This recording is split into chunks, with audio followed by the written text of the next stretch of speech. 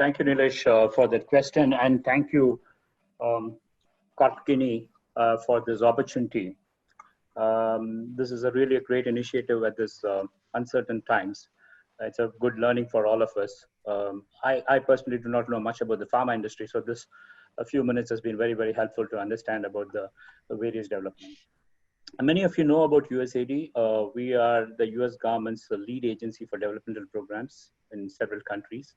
In India, we have been working for about 70 years very closely with the with the government of India.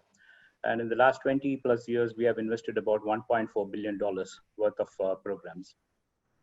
What started as a sheer donor aid has now transformed, and we are now more into a peer-to-peer program, and largely working with the government more towards technical assistance, bringing in innovations, engaging the private sector, and introducing innovative solutions.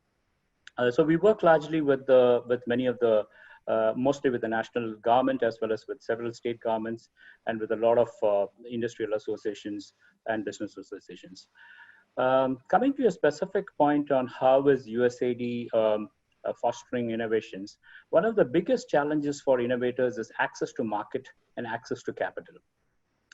And we have seen about several small innovations starting up, and then they do it in one health facility or one district, but they really find it difficult. But they really find it to scale it up across various states or the entire country. Also, there are challenges if you introduce the innovation in a private sector, how to get it introduced into a public sector. Those are also some of the challenges. So that's where we had partnered with the National Health Authority and introduced a new initiative called the Blended Financing Facility. This is aimed to be a $100 million initiative with about, to start with about 50 million primarily for as grants for innovators. And then another $50 million is planned as a debt and equity option for corporates, because we feel that not all of them are only requiring a grant model, but several of them are also looking for good access to capital in terms of equity and debt. So this is a new initiative we have launched out. We have tie-ups with several banking institutions. S-Bank is one of those organizations that we have tied up, and we are providing a loan guarantee for about $40 million.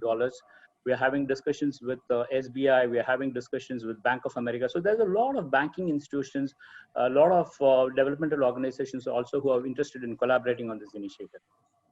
So we feel that this could be some sort of an institutional arrangement that we set up exclusively for the health program, where the National Health Authority over a period of time takes on the leadership role of identifying and introducing innovations into this program.